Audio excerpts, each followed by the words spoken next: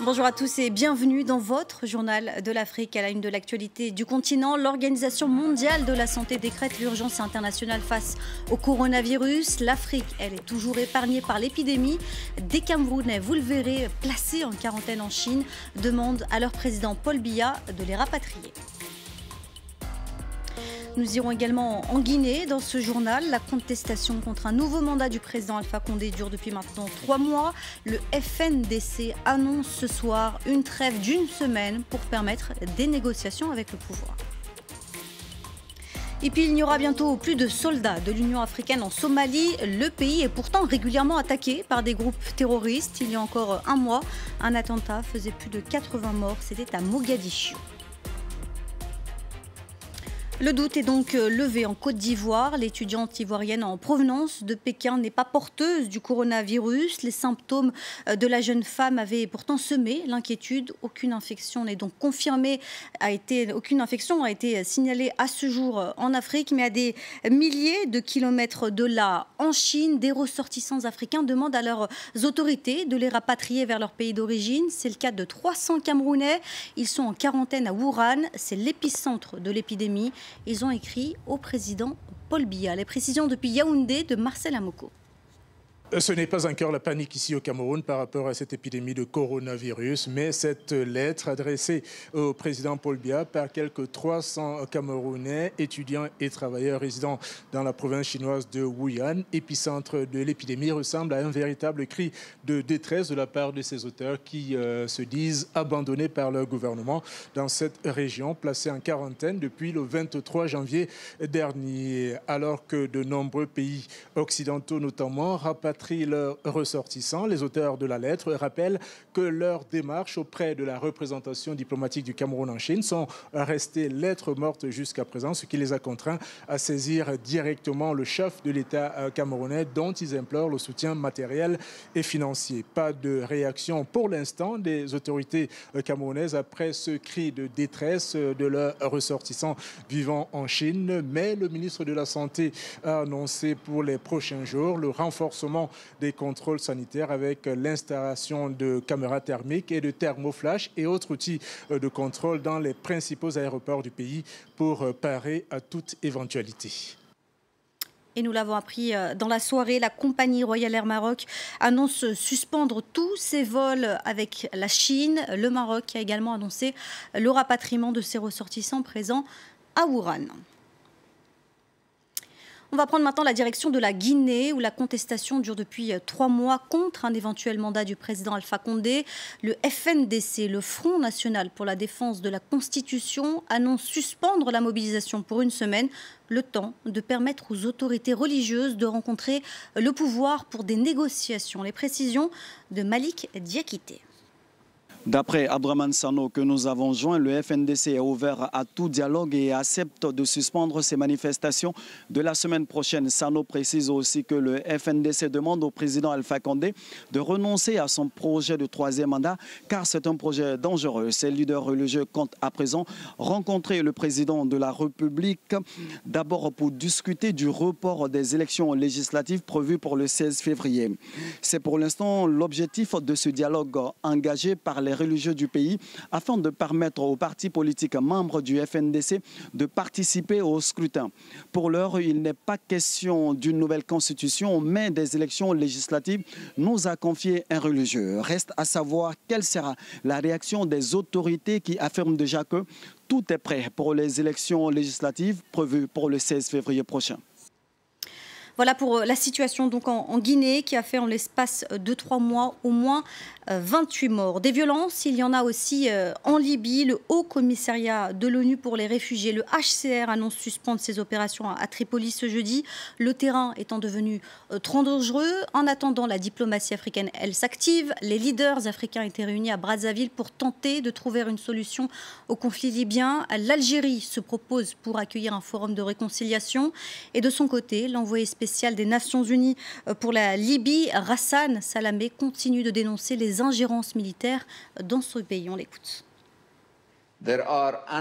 Il y a des acteurs sans scrupules à l'intérieur et à l'extérieur de la Libye qui hochent cyniquement la tête envers les efforts de promotion de la paix et affirment pieusement leur soutien à l'ONU. Pendant ce temps, ils continuent de se rallier à une solution militaire, faisant ainsi planer le spectre effrayant d'un conflit à grande échelle et d'une misère plus grande pour le peuple libyen. Et l'Union africaine qui devrait retirer d'ici 2021 ses troupes de Somalie. Pour beaucoup, ce départ intervient trop tôt. La Somalie est régulièrement frappée par des attaques djihadistes. Le mois dernier, encore un attentat tuait au moins 80 personnes. Nicolas Germain. Ces hommes en survêtement bleu font partie de l'armée somalienne. Ils sont entraînés par des soldats ougandais de l'AMISOM, la mission de l'Union africaine en Somalie. L'AMISOM est arrivée ici en 2007 pour aider le pays à lutter contre les Chebab, un groupe djihadiste. Aujourd'hui, l'AMISOM compte 20 000 troupes en Somalie. La mission doit en théorie partir l'an prochain, mais les Chebab sont toujours opérationnels et certains pensent que la force africaine devrait rester plus longtemps.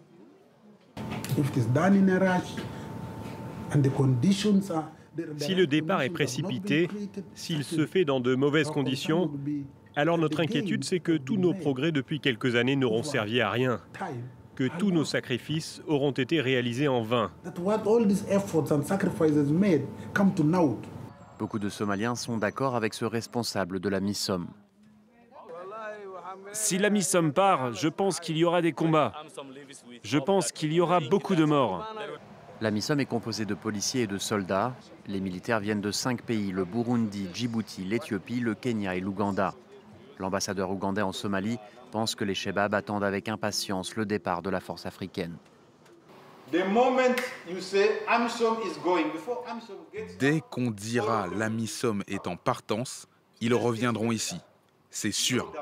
Vous pouvez construire des murs plus élevés, mais ils connaissent le chemin. Ils viendront par vagues.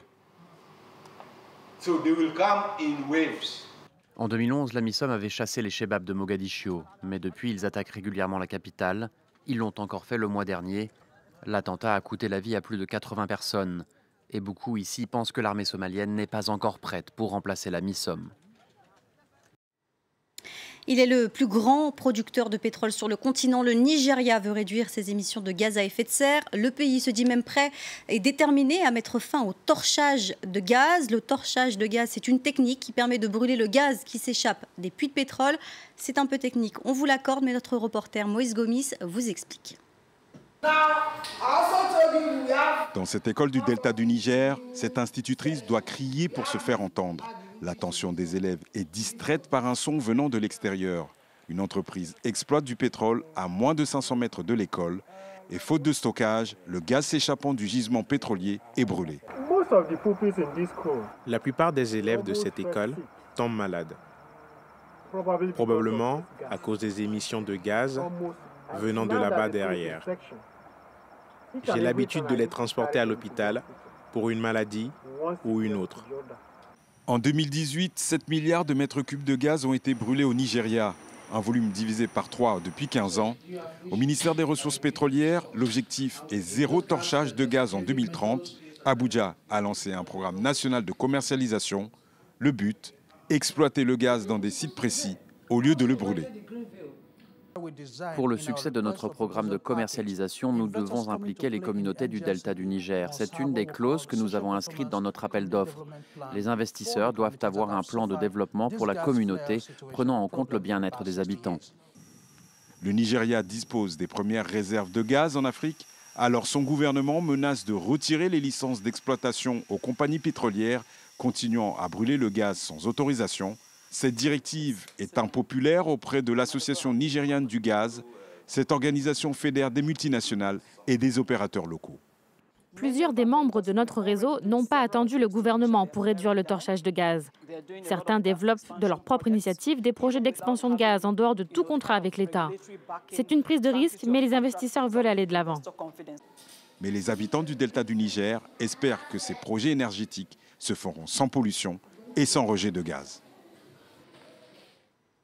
On vous en parlait en début de semaine. Angélique Kidjo a remporté un Grammy pour son album Célia, un prix qu'elle dédie à la jeunesse africaine. Notre correspondant à Los Angeles, Loïc Piala, a eu le privilège de la rencontrer. Écoutez. J'ai gagné le dernier Grammy.